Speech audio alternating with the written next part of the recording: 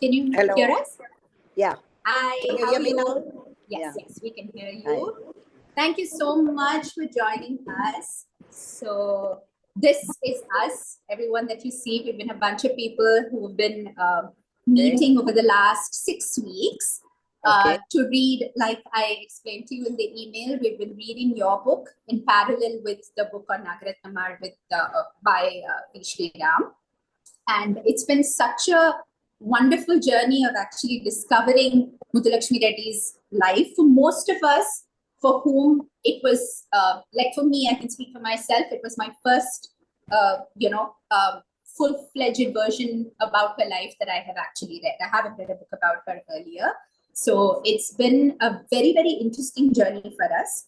What we've been doing is, just to give you a sense, is we've been discussing it chapter-wise, kind of throwing up places where we had questions or things that we found interesting and so on. So we're hoping that going to be a circle around the room today where we can post those questions to you. I'm just going to take a couple of minutes. Of course, Dr. Devika needs no introduction to this room at all, because I think we've kind of also, started to get to know her through this book and through the journey of this book. But I've had the privilege of knowing her for a very, very long time, observing her work, right from the time that I was a young dancer. And somebody who's such a versatile scholar and a person with so many varied kind of interests. And in fact, recently in a series, am I right to say that, Auntie, as a series addition to this, to the Muthulakshmi Reddy book, you've also written one on Rukmini Devi. Is that right? Right. And that's just come up. So we're very, very happy to have you here with us today. I'm going to hand over to Santosh Nair, who's with us, to kind of just moderate the session and take questions. But we thought, I'm just going to lead in by asking you something very basic, but what we don't gain through the book in itself is, what is your relationship to Muthulakshmi Reddy in terms of like what prompted you, what urged you to write this piece on her? Yeah. So I came to dance very late in life, and I am from Mysore, and I came to Madras only in 1974 when I was 20 years old, and became a school teacher and very interested in the arts, and so began to attend everything. And by a great coincidence, that I became a school teacher, and my student, kindergarten student, was the son of Dhananjayans. And so they asked me to give him home tuition. And I said, oh, I'd be delighted, because I want to come and sit in your dance class, because I want to see the class. And so I would teach him and then go and sit in the class and watch different classes. And then I said, I can be a better teacher if I learn this, because I'm going to use it in my teaching. I will never do an arangetram, I'll never perform, but I want to learn, I told them. And then they were quite happy that here was a 24-year-old now who was interested in starting. They with 6, 7 and 8-year-olds were my classmates. But I began to read anything that was available to me on the dance and dance history and about Natya Shastra, etc., etc. So I began to read the Natya Shastra and Abhinaya Darpana, and then started looking at the meanings, etc. And whatever was available to me on dance history and the dances, I was reading. And I also bought into the narration that was talking about appropriation and the villainous act of removing the dedication of young girls. The how Muthulakshmi Reddy and Rukmini Devi were the villains of the piece. This narration began to come, and I wrote a glorious account of Nitya Sumangali in 1980, and I interviewed Saskia Katzenbaum, and uh, I really was taken to that. But in 1985, when I went to North America for a conference called text and context. It was in York University in Toronto, and it was about Indian dance text and context. So I teaching in my school teaching and not for performance on the stage. Kapila Vatsayan, who was in the audience, she told me, Devika, I don't think you should keep it only one school. You go back, resign your job, and give this project to Intact. She told me, do this with Intact. And I needed to equip myself much more. So I came back and I told my school I'm resigning, joined Intact, and one of the projects we began was to go to our way home and do a spoken English as a skill development program for those girls. Away orphanage, and at that time I did not know it was founded by Muthulakshmi Reddy. And while I was doing all this with drama, I was helping the girls talk English and all those things. I was looking at women's empowerment. Auntie, Yeah, sorry to interrupt you. Your voice is now kind of there's some breaking. disturbance in the voice. It was fine. Yeah. Is Okay. it the same for everyone? Is Yeah. is it okay now? Yes, it's great. Okay, Yes. I will lean forward and speak. Okay. Thanks. And I was then I discovered that many of the students I was working with were third generation from the Devadasi families, and many teachers who worked in our home came from that stock. And like some, I know my life is completely fantastic coincidences that kept happening. And this Away Home asked me to do a production on Muthulakshmi Reddy in 1991.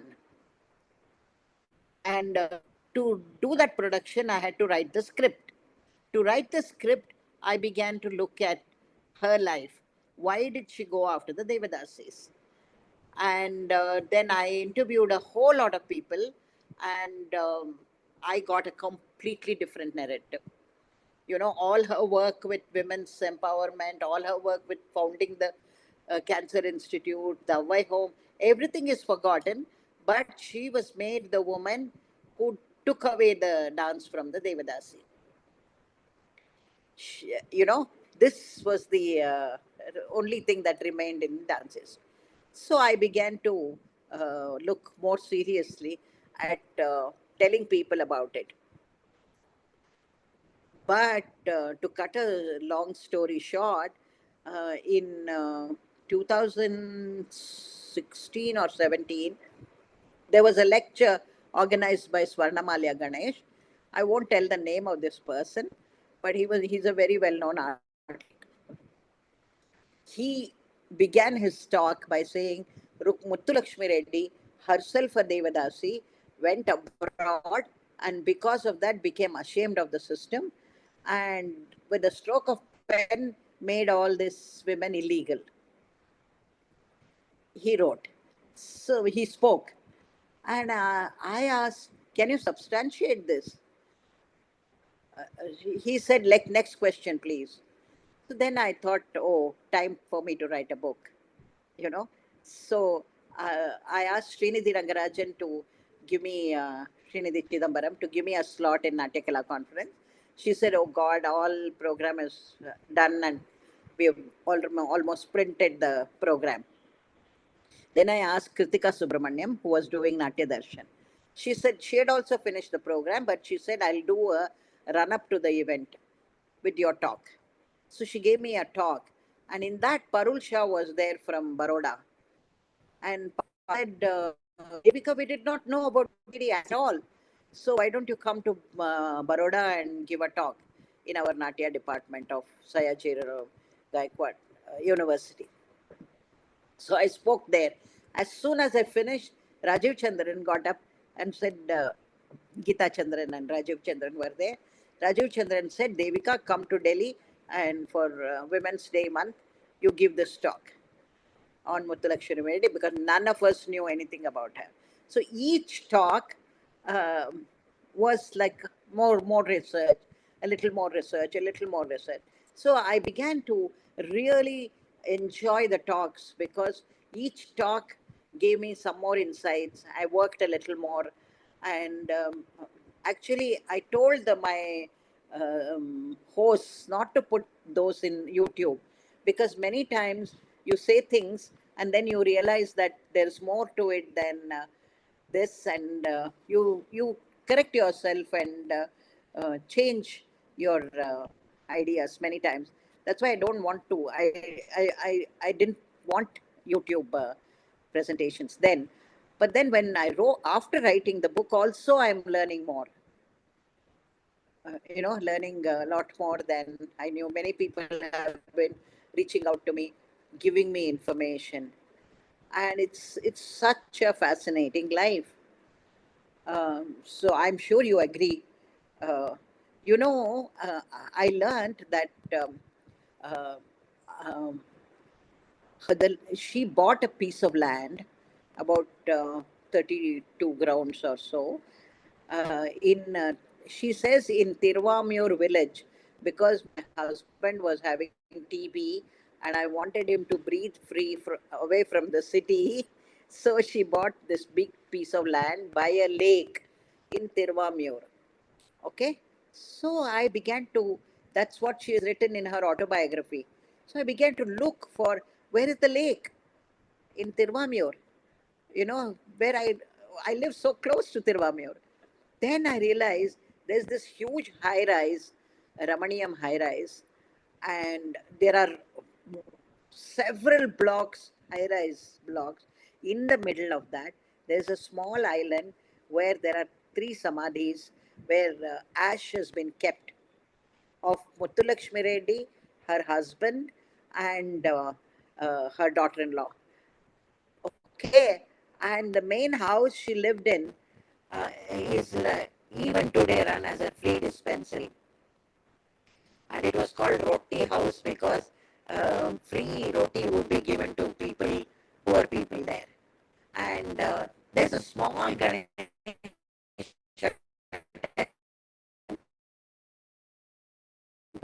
there, and the name of the Ganesha temple is bandwidth. It says unstable network connection. It says. Yes, and you just started breaking up when you was talking about the roti house from there.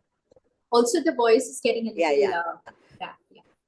So there is a small Ganesha temple there, and the name of that Ganesha temple. Can you? Okay. So there's a small Ganesha temple there, and that the name of that Ganesha is Eri Karai Vinayakar. That means the lake bund Ganesha. So that means that is the bund. Lake is Indranagar. Lake, Indranagar is built on a lake. Such a fantastic revelation that I got after I finished the book. And so anyway, so now I ask for questions, and I think because I can go on talking, I want you girls to talk. Yeah. Namaskar, Mati. Thank you so much. That was so insightful, like how you unpacked layers, which were like, we just kept like how you unpacked a journey completely. It was a journey further for us to read beyond the book through your words. Thank you so much. I think the first question we have is from Anushka. Anushka, would you mind Sure, yeah. Namaskaram, Devika ji. So I think first of all, I think the reason I was drawn to this book, and it was such a good selection, and we've had such great discussions about it the past month or so, is that, like you said, I think Muthulakshmi Reddy was a very commonly misunderstood figure that I think I can't say that I understand her fully and the multitude of what she did through the book, but I definitely appreciate, and I'm also very inspired by her legacy and the amount of impact that she had. So that being said, I think I have two questions for you. One is, I'm just curious how long it took you to write this book, and uh, I can imagine it would have been a period of a lot of research, a lot of talking about Muthulakshmi Reddy, and you were learning a lot about her on a daily basis, perhaps. And second is, what is your favorite anecdote about Muthulakshmi Reddy, or the top three if you're not able to pick? Like for me personally, it's that part in the book where you talk about how she stands guard outside Avai home, or she wants to protect the kids. 1942. Yeah, yeah, literally with a stick because those British pilots were outside. I think that just in my head summarizes who she is for me. So I'm curious to know one thing that makes you think of her. You know, while she was arguing the case about the stopping of the Devadasi, young girls as Devadasis, um, Satyamurthy and Rajaji were against her. They were arguing, and they were erudite lawyers who spoke English beautifully, and they were challenging her. And Satyamurthy told her, uh, you know, the Devadasi system is a security, what is it called? Valve, safety valve for society. If it goes, it will be chaos in society because women will be raped and all that. That means men consider themselves so weak that they can't, uh, really control themselves. Auntie, Auntie, so Yeah, sorry, your voice is getting disturbed again. There's yeah. just some kind of, it feels like a wire disturbance, like, when. It must be the fan here, but No, it happens only sometimes, and sometimes your voice is yeah, still it clear. keeps on telling me that the network is low. It keeps telling me I have come to Bangalore and I'm in my sister's house and I'm speaking from here. I don't know why. It's Okay, no like problem. I'll open the door so that the router is outside here. Doesn't feel like a connection issue, guys. It feels more like a cord or something. So one of the incidences was when she was arguing this case in the legislature. Satyamurthy told her that the Devadasi system was a safety valve and there will be chaos if this is removed. Men will go berserk. You know, this system was what the man wanted, a cake and have it too. Eat a cake and have it too, because he married someone within the family and had children by her, and she would be very young and no communication, no companionship, and needed some person who is educated, who with whom he had no responsibilities whatsoever. He could give her children, but those children had no um, um, rights for his name or his inheritance. Wow, what a fantastic system, isn't it? I know of people who had 8 children from one man, and he would come at midnight, 5 a.m., visit her, and go away. The children had never seen their father, and many times they were waiting inside a room, not sleeping, so that they could see him go. This is what that one lady told me. She grew up in a home like that, and they knew who he was and all that, but they could never ever claim anything from him. What he liked, he would give if he liked, you know. But they, can you imagine bringing up 8 children by yourself? You know, not having the father participate in anything in the children's lives. So these are all things that enraged me. Art was one thing that only these women were allowed to learn and perform in public. That was the thing, and because of that, why make them not marry if they wanted to? Why is it that the father's name should not be? Why couldn't they just be the artists and have physical relationships if they wanted or if they liked it? Today, a dancer is, if she wants to be single, she can be single. If she wants to have relationships, she can have relationships with a married man if she wants to, if that happens. But that doesn't come in her right to dance or learn dance. Um, it is not imperative that she should be single and she should have a relationship by a patron. You know, so this is what made me write, and I think that stood out for me. And the other was getting that little baby of a cousin dies at age 16, giving birth, and she brings the baby girl, a medical college student, 19-year-old girl. She brings that baby to Madras, and she keeps her on her lap and studies for surgery, MBBS. Can you imagine? And those days, you can imagine in 1907 and 8, 1908, what kind of electricity bulb they had. They had Petromax lamps, and she had this thick soda glass, which was bifocal, and um, one glass was thicker than the other. And she studies and comes out a top rank above everybody else. I mean, these things stand out for me because what kind of compassion should she have to bring that baby and bring her up? And when she goes to London, she takes this baby along with her two sons. You know, this is something that really impressed me. Any other question?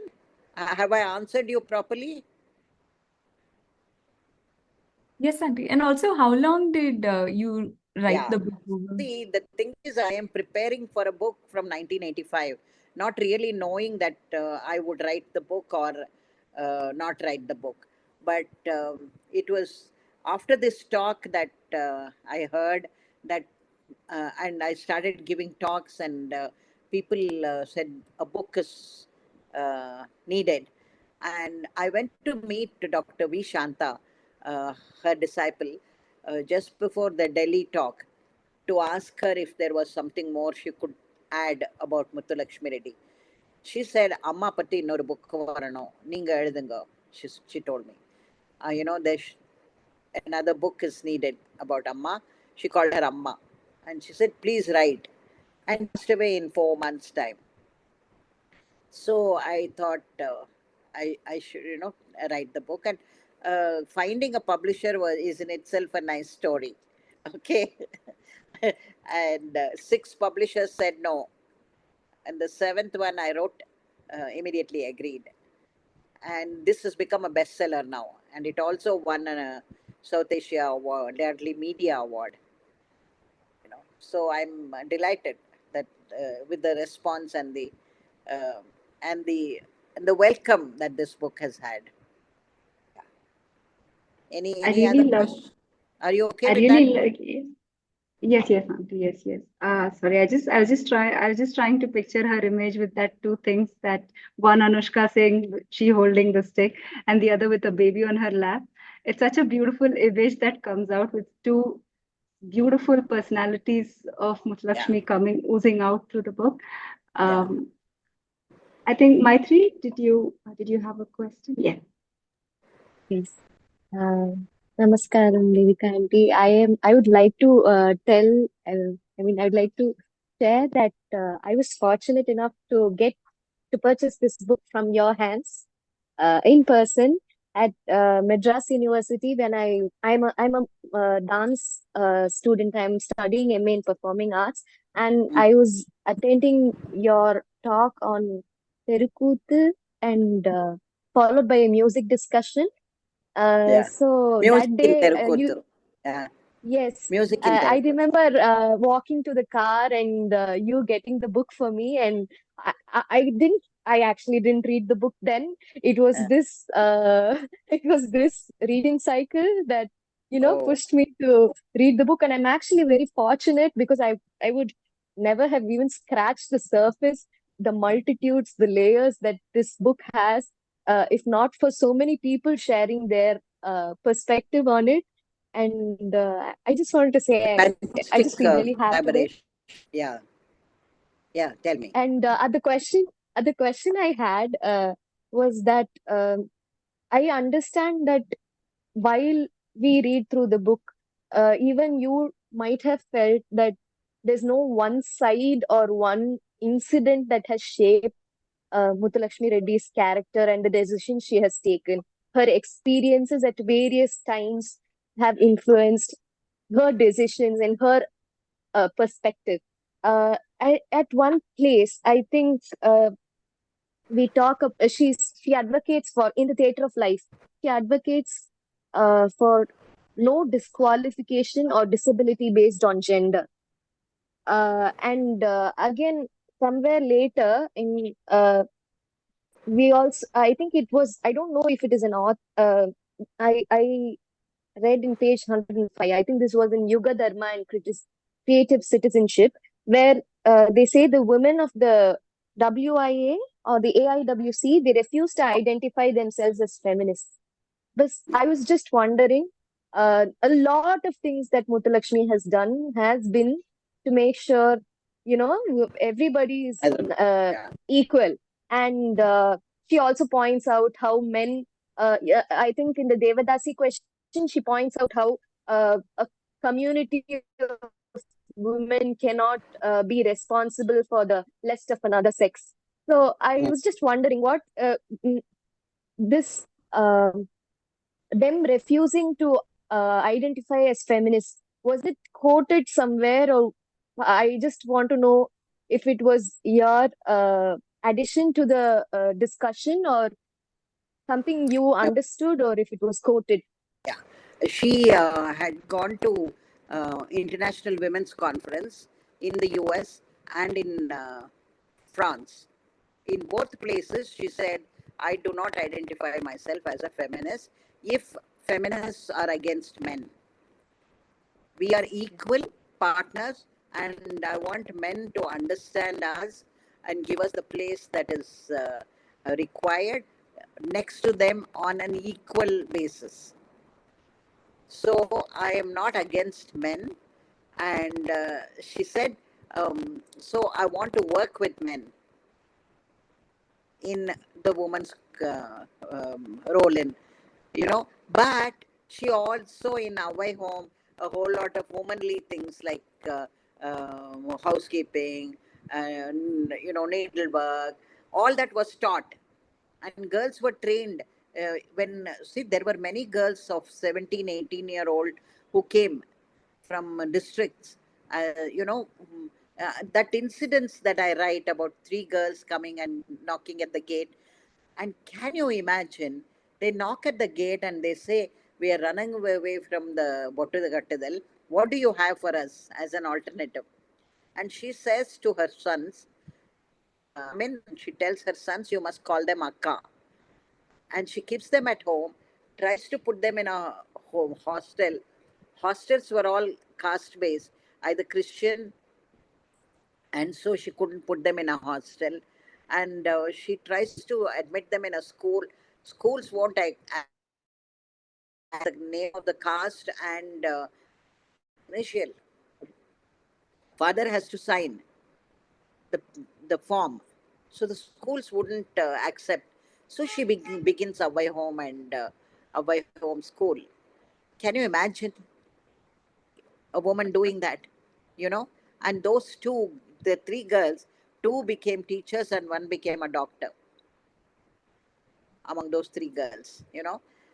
Isn't that something that so astonishing?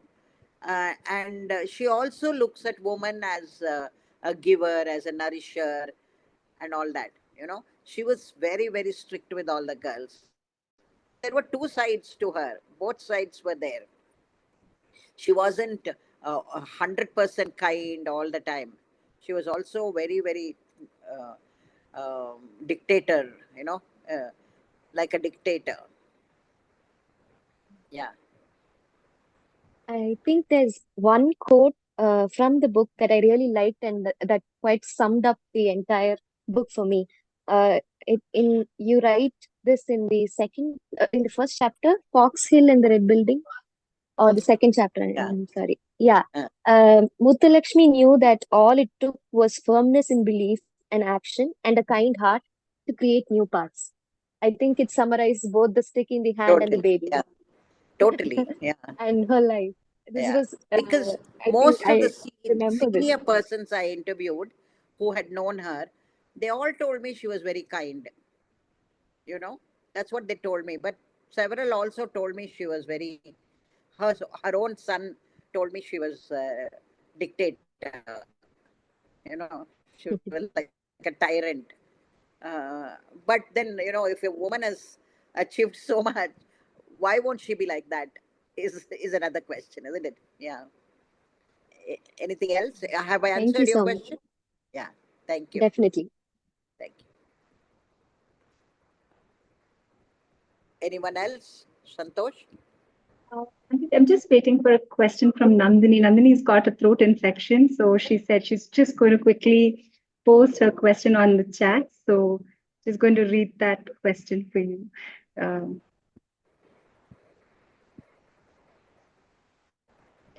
so Nandini's question says, I valued the details with which Dr. Krishnamurti's accounts were included, and especially how you unraveled the relationship between her parents. It helped answer many questions that we had. What else might you have learned after the book that has even perhaps slightly changed or enhanced the understanding of her? Most of the things that I have been learning after her, after publishing the book, is many people who were delivered by her.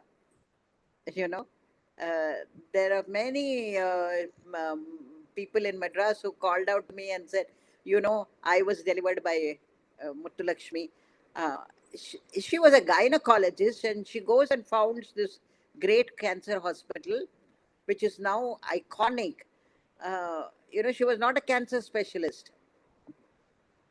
She goes and founds this cancer institute. She was a gynecologist and she was delivering babies all the time, you know. But in one place she has written, it is very frustrating to be a housewife and a mother and having this career where I have to go at any time of the night to deliver babies and all that.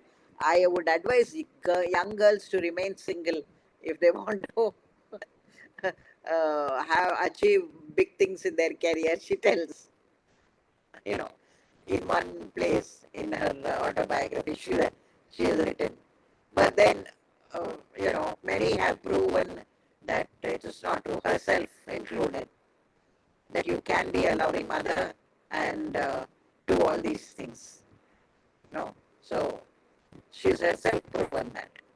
And I suppose to do that, you need to be a tyrant at times, isn't it? To achieve so many things that you have achieved. At times, you need to be that, I guess. Anything else? Actually, um, the first question Anushka had asked me was, how long did it take you to write? Okay, so I wrote during the pandemic, and I made 5, 6 drafts and sent, you know, each draft I was sending to some 8 people to read and give me comments. And then the last draft I wrote myself. You know, the seventh draft is this one, what you read.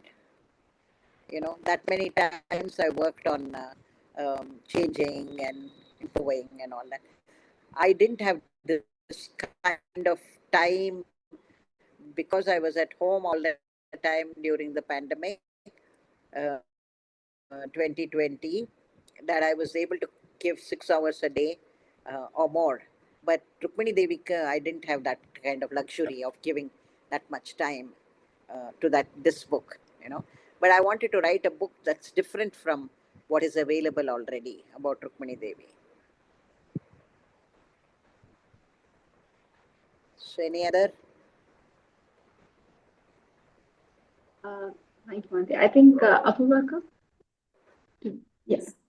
Thanks, Santosh. So, Apurva? yes, Andy. So, I actually wanted to ask a couple of slightly different things. One is prompted by what you just said, that she encouraged, or rather, she said, women, please be single if you want to achieve big things. How do you interpret the incident where she insists that her sister gets married? I think when, right, there is that incident that you Yes. mentioned in the book. Yeah. So in the light of that, and also in the light of Yeah. the fact that, she was a very strict person, had her way. So just trying to understand what prompted her to be so, this way or no way kind of a thing. On the other hand, the one thing I wanted to ask you was, so it seems like whenever this rehabilitation of the, women who were running away from the Devadasi system happened, you mentioned a lot of, the away home has a lot of vocational training. So it was a very, very far-sighted way of thinking about education as well, and what kind of education will benefit these girls. But is there anywhere that we have any information on what were her thoughts on the artistic practice itself? Because that is not something that seems like, something that she was interested in, at least through her work. So does she say anything about, what might happen to the art form, or, I don't know, like what was her take? Or was the art form in some way intrinsically linked to this unfortunate lifestyle that, the women were forced into? Yeah. So her contention was that the art form was linked to the dedication and concubinage. That was her anger against it, because only then you could learn and perform it in public.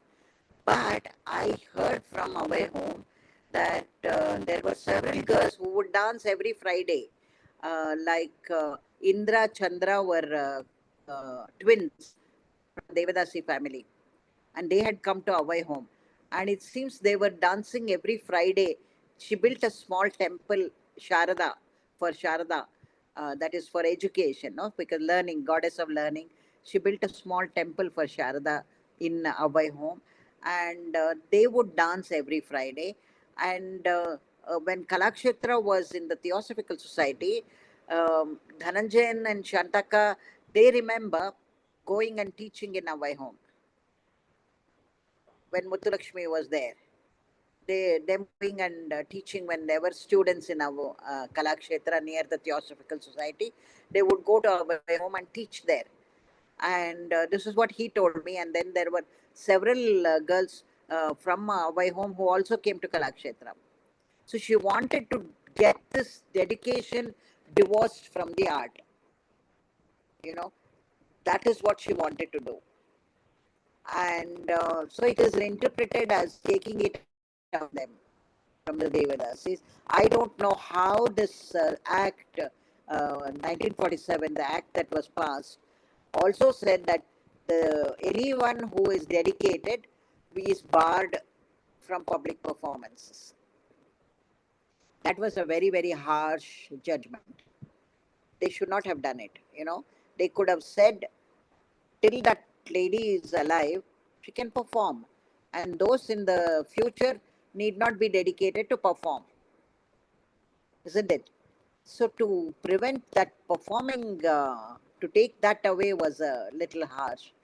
I don't know why that was done, but when I spoke about it in Delhi, Dr. Uma Chakravarti, who is a very well-known leftist scholar, she said at that time that kind of surgery was necessary. At that time, she said, because remember in 1932 or 33, when Rukmini Devi was trying to see the dance, she was not able to see the dance. She tried, she looked around, and they went about trying to find the dance. It was only when E. Krishna Iyer organized a performance in the Music Academy that she was able to see one full-fledged performance. So that means after the 1926 filing of the bill to become an act, the Devidasi system dancers were diminishing already, because that was the only thing available to them. But they were now interested in education, they were interested in branching out, they were interested in getting that stigma removed. That stigma was because the concubinage was associated with the public performance of the dance. And that stigma happened. So the stigma was not colonial as is made out to be, that it was the British that brought out the stigma and all that. But when you read Silapadikaram, that the stigma was there even then, you know. And the conversation of Madhavi's mother with her granddaughter Manimekalai gives you that complete history of the great stigma that was attached to this. The grandmother tells the granddaughter, our dharma is never to fall in love. Our dharma is to sell our skill and live in a luxurious life from the patron. So we choose a patron who can give us that luxurious life. So falling in love is not in our dharma, she says. She tells her granddaughter. So that is in Shilapadikaram, the stigma was continuously there. And this was a system. If Brahmins are blamed for appropriating the dance form, they should also be blamed for making the system. And lots of Devadasis had Brahmin fathers who would not look at them. So there was a lot of mixing of Brahmin blood there.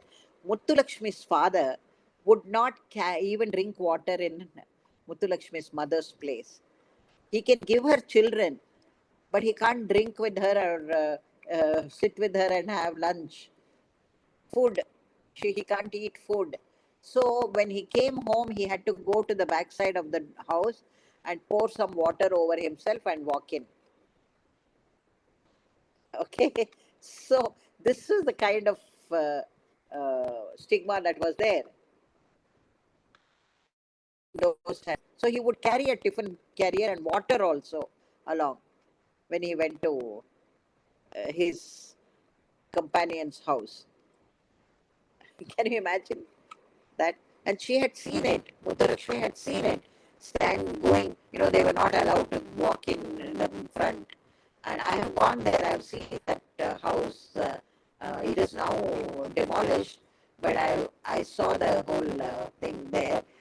How they were made to walk by the side and go at the back and wait.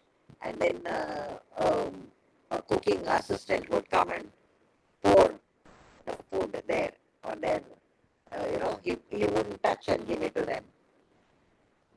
He would just drop it. And they had to catch it like that with a leaf, and have it. They were his children, the man's children. But because they were born to a Devadasi, this was the treatment. All this Muttalakshmi had seen, and it was in her power. When she got the power to do it, she did it. So we have to look at the context, we have to look at the historical moment, and then make the judgmental decisions, about iconic women like her and Rukmini Devi. What was your question, Purva? This was absolutely about the arts, is what I asked. The other one was about her sister's marriage. Yes. So when she founded Away Home, she made her sister the warden.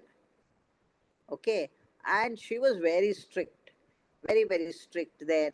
And because already there was this, system of the stigma, and that she had all these girls there. Those things were all there. So when her friend comes from London, visits her in away home, and they must have been romantically looking at each other, and that would have, kind of made the young girls in the hostel feel jealous or give rise to gossip. And as soon as she heard that, she said, "You get married." You know, um, you know who that is? It was uh, TV. Nalamattu TVR Ramaswamy. Yeah. What's her name?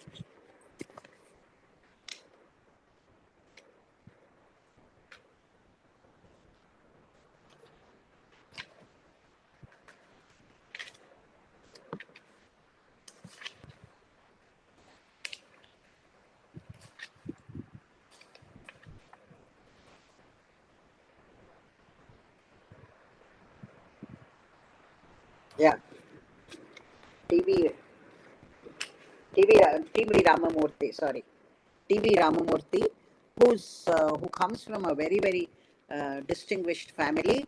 TV Rajagopal and others who are all part of the Music Academy executive committee and all that, and very, very distinguished people. Like people like Prabhashri Devan and all are from that family.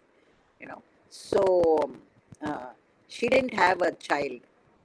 Nalamuthu did not have a child, but his first wife had children. And when he died, she gave a whole lot of money to Away Homes to start the TVR Girls Higher Secondary School in memory of her husband, TV Ramamurthy. So it was very, so for Muthulakshmi Reddy, that this girl was having a romance and she brings her boyfriend to our home. That enraged her, and she said, "You have to get married tomorrow." But marriage was not available to both Muthulakshmi and Nalamuthu in the conventional term. The with the priest and all that was not available to them, because at that time it was not yet a law that the girls born in those families could get married. It was not yet a law. So she had a uh, Brahma Samaj marriage, and same thing I think Nalamuthu also had. And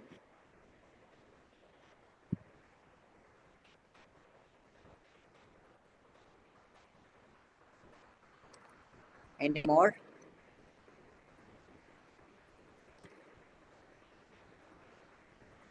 Santosh? Yes, Auntie.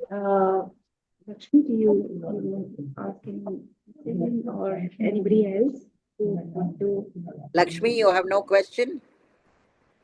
No. Okay. Lovely discussion indeed. So one of the things I was wondering is, so when in the book you mentioned that Muthulakshmi Reddy, you speak about Devidasi question, and you talk about how she used the language of the times in her description and in her defense of the system, and also in her autobiography. One thing that stood out was in her own autobiography was that she does not refer to her own heritage experiences very much. So I was wondering how you reconcile this, and I was wondering if you might elaborate more on this. You mean the language that she used against the Devidasis? Yeah.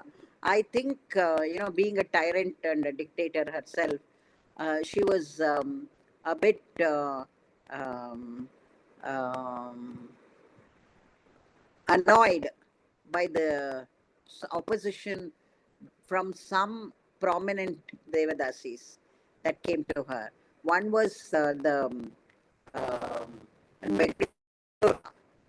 Bengaluru Nagaratnama fought against this bill, and it was actually, Bengaluru Nagaratnama really worked very. She had a lot of difficulties because she was born in that. Her mother was thrown out, and then they came to Bangalore, and her uncle tried getting her into concubinage, and then she went back to Mysore, and Bidaram Krishna became her teacher. And because of the support of a very, very good lawyer like Narehari Rao, who made that Mount Joy for her and got her the house and all that, she was able to stand. Her personality was very good, very. Most Devadasis were like that. They were very strong women because of the stigma and other things that were associated with. They had to become very strong. And Bengaluru Nagaratnama was worried about the loss of livelihood for the Devadasis, and also the language that was being used by Muthulakshmi Reddy. Because Muthulakshmi Reddy had seen it from her own eyes, among her maternal cousins, relatives, and what was happening there. She came from a smaller place, and she also had Ramamritammal, Moovalu Ramamritammal, who gave her history of many, many of the young girls who needed to be liberated. And so she was short fused, and so she used, the the word prostitute was used because the word Devadiyar came from Devadasi. They were Adiyar. But it got corrupted to being used. Paratte is the right word for uh, a prostitute. But Devadiyar started getting used. So it was a very wrong thing because when in translation, the prostitute is used, which was very wrong. And that was the kind of English that was used at that time. It was a very wrong word to have been used for artists, whether they were dedicated or not. It was very wrong word to have used. But she knew she had enough evidence to show that they were being oppressed and taken advantage of. There was hierarchy. There were young girls who could not do what they wanted. There was strict um, uh, conduct rules that were there. They were not allowed to take any Dalit patron. They could not go with a man who was of a lower caste. Only upper caste men could keep them. All these kind of rules were there. All this was known to her and Ramamritamal. So when there was opposition, I think she used very strong words against them. That was, I would, then she was not a diplomat at all. She, you know, if she was not a politician, as she was called a politician, but she was never a politician. She was a social worker. So when there was opposition, she used very, very strict, uh, I mean, not palatable language, one can say. Because she goes and tells the superintendent of Southern Command, a British officer, if any soldier comes, you will be held responsible.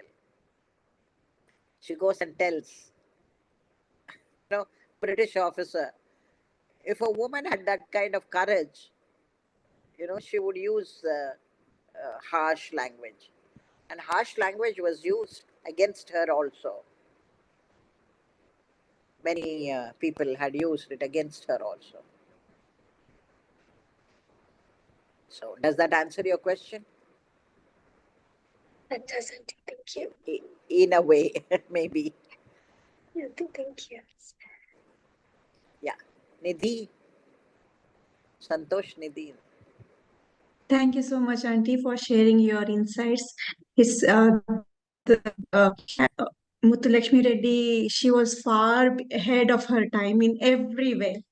Yeah. And just out of whatever you said now, it just occurred to me: is it because only the upper caste men can have a Devadasi as companion? Is it because they have to maintain a affluent lifestyle, as you mentioned earlier? Is it tied up with that affluency and the higher Prestige. Yeah. It's like prestige, You having a Devadasi was a prestigious thing for men of means. and they would get the men who had the most money would get the best of them. You know, that is the the thing. You know, like you want to have a fancy car or fancy something, and you have the best of the Devadasis as your companion. You know, so I was watching this movie. I don't know how many of you have seen it. I watched it for the nth time. I don't remember how many times I watched it. Last week I sat and watched it again. Memoirs of a Geisha. It's on Netflix. Watch it.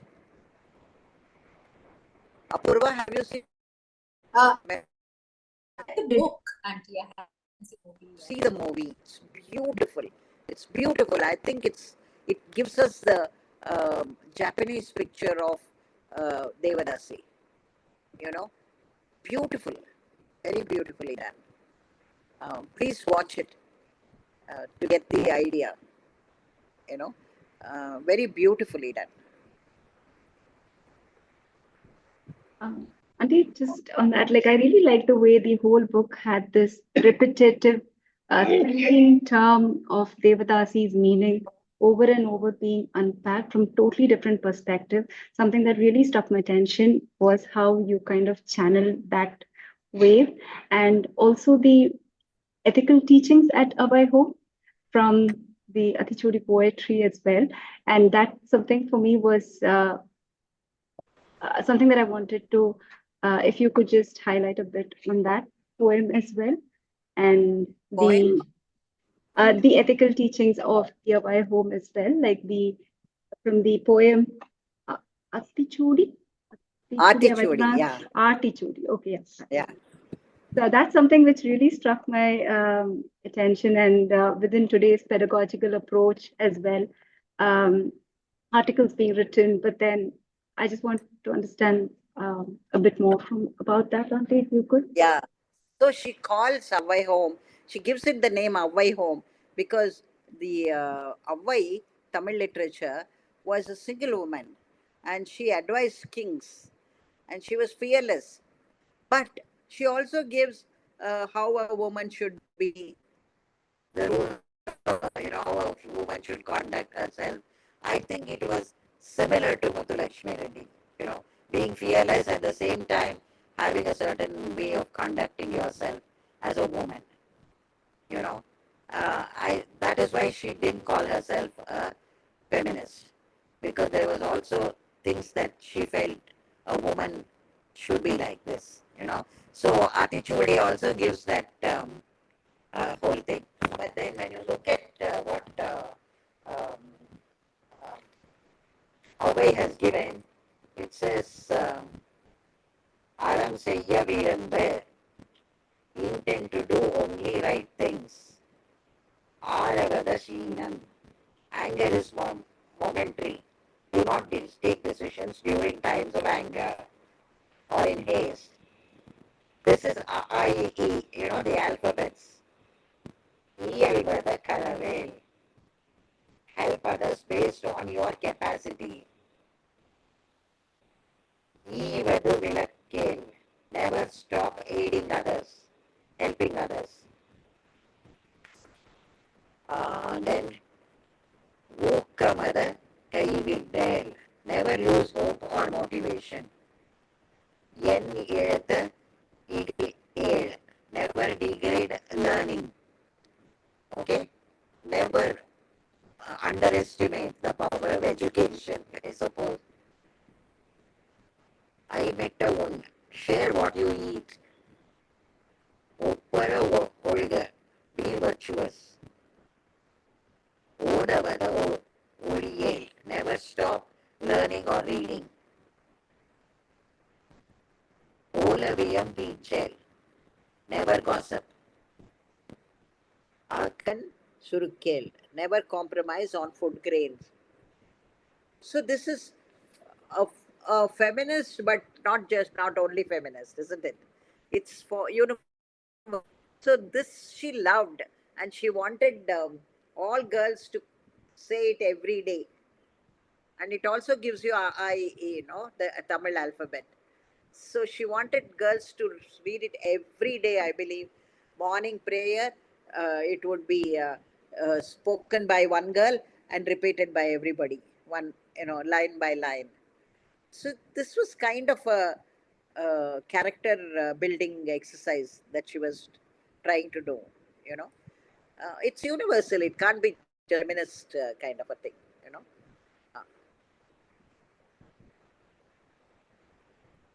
Uh, I think we have a question from Mitra, who unfortunately had to leave early. So the question was, in this, you mentioned about Chandramar, who insisted that Muthulakshmi Reddy get married because she believed that was the only way for a woman to gain respect. Mitra was curious to hear your thoughts on how Muthulakshmi Reddy's decision may have been based on how the society perceived a woman's respectability at that time.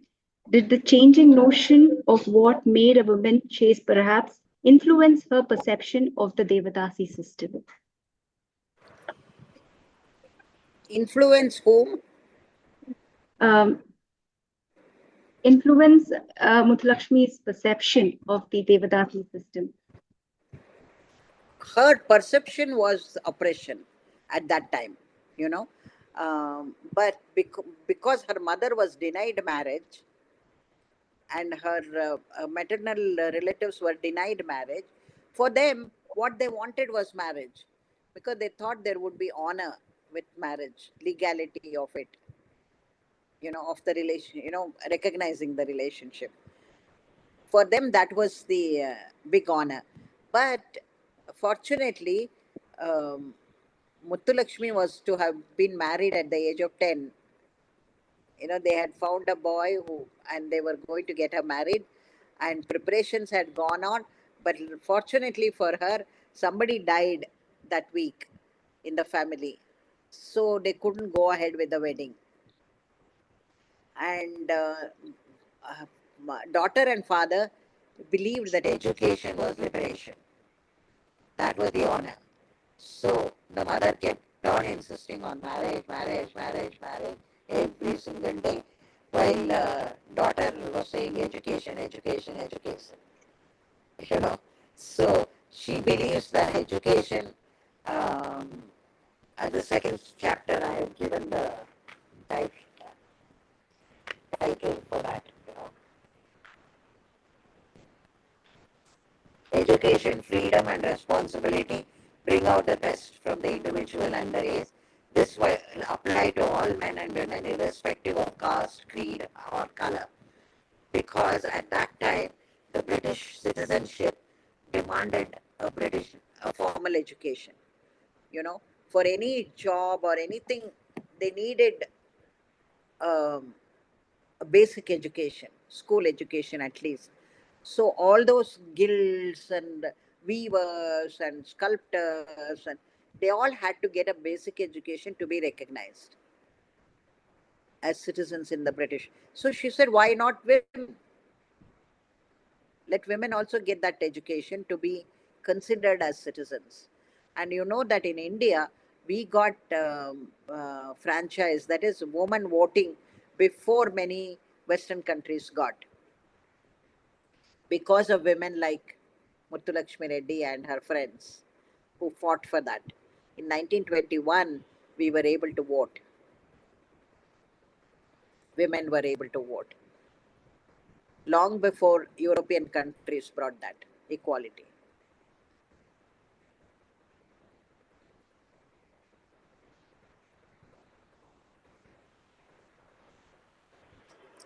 Yes.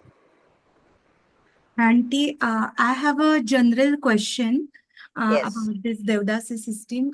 I came across a book, this Woman of Pride. Yeah, There Lakshmi are, Vishwanathan. yeah. So there are read that the Devdasis were considered as public domain, and the normal women or who used to get married were considered as private domain. So right from the day I read this, I had a question in mind. What was the reaction of normal women to this Devdasi system and passing of Devdasi bill? Were they allowed to talk anything about hold this, or even if their husbands used to be patrons for the Udasis, what was their reaction? That was my question. Well, uh, the see, many of these women had to share their men with the Devadasis. Okay, and they were envious of the perceived freedom and also the right to education, because the Devadasis had literature, they could write poems, they could sing, they could learn all that. Whereas the upper caste girl had no such freedom. She could not go to school, she could not study anything, she could not converse intelligently or even have a conversation with her husband. So they were envious and fearful of these women because they believed that the Nitya Sumangali had power, because the married woman, if she became a widow, she would become amangali, was not allowed anywhere near anything, you know whereas because these girls were married to a god, they were Nitya, they were auspicious. God never dies, so they would never become widows. So there was envy and fear. This is what I have written also in this book. If you look at the Devadasi, one fear they had was that their husband or their son would become attached to a Devadasi. You know. So,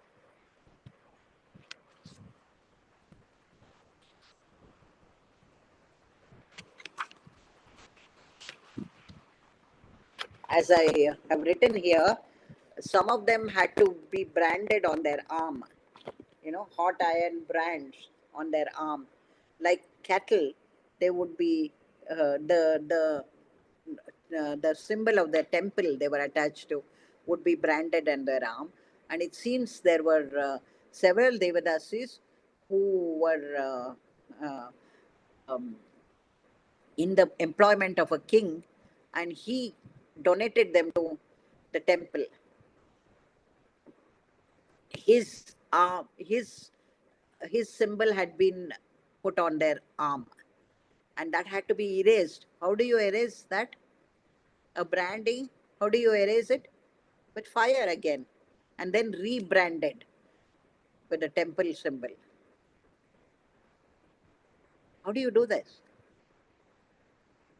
These things happen to them also.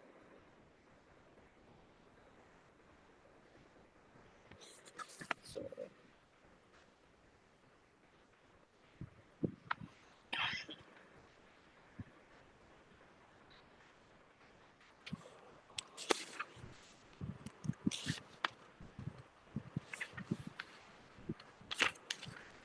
so they were many Devadasis had a single patron all their lives who supported her family according to whim and fancy. There was no compulsion as to how much he had to give or whatever. Sometimes he would give big gifts, sometimes jewelry, and sometimes products from his farm, uh, sometimes cash, and things like that.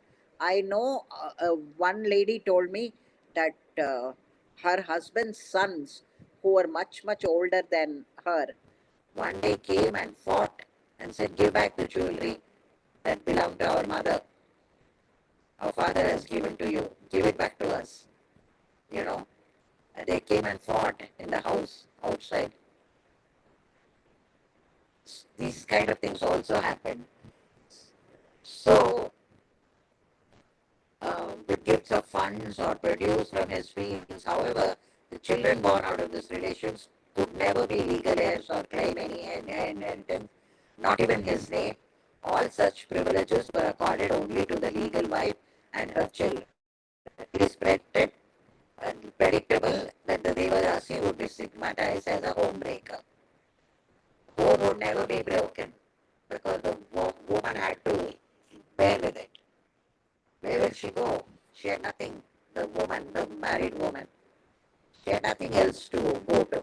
She would just be there with this man, in the house, with the constant fear of becoming a widow, which would make her inauspicious.